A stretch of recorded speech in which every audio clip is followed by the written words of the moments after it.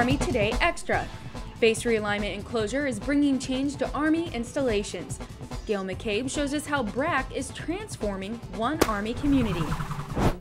Sergeant Catherine Mueller needs a new home. Yeah, it's a $100 deposit. Mueller is one of approximately 30,000 soldiers relocating to Fort Bliss as a part of the 2005 Base Realignment and Closure. I arrived on Sunday. I was very scared coming over here. I didn't know what to expect. Exactly what I picked. As part of BRAC, soldiers of the 1st Armored Division, like Mueller, are moving to Texas.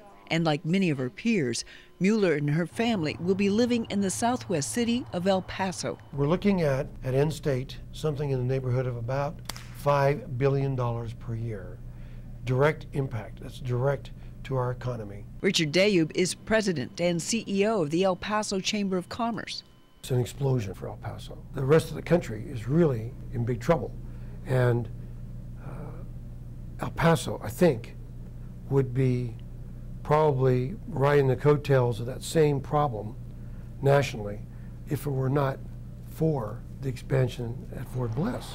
Its expansion El Paso embraces as part of Team Bliss, a cooperative effort between the local and military communities with the joint objective of managed growth.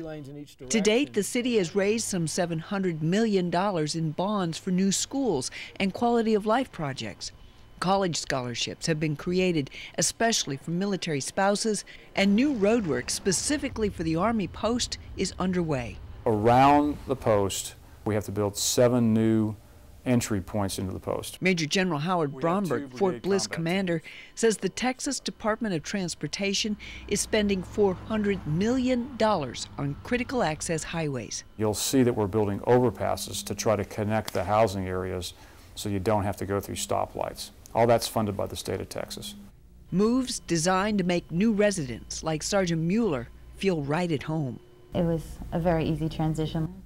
Currently, some 6,000 soldiers have already moved to Fort Bliss as part of BRAC, with thousands more expected in the next few years.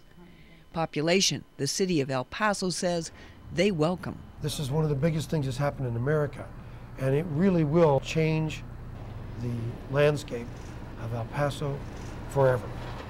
Gail McCabe, El Paso, Texas. That's an Army Today Extra from Soldiers Radio and Television, Washington.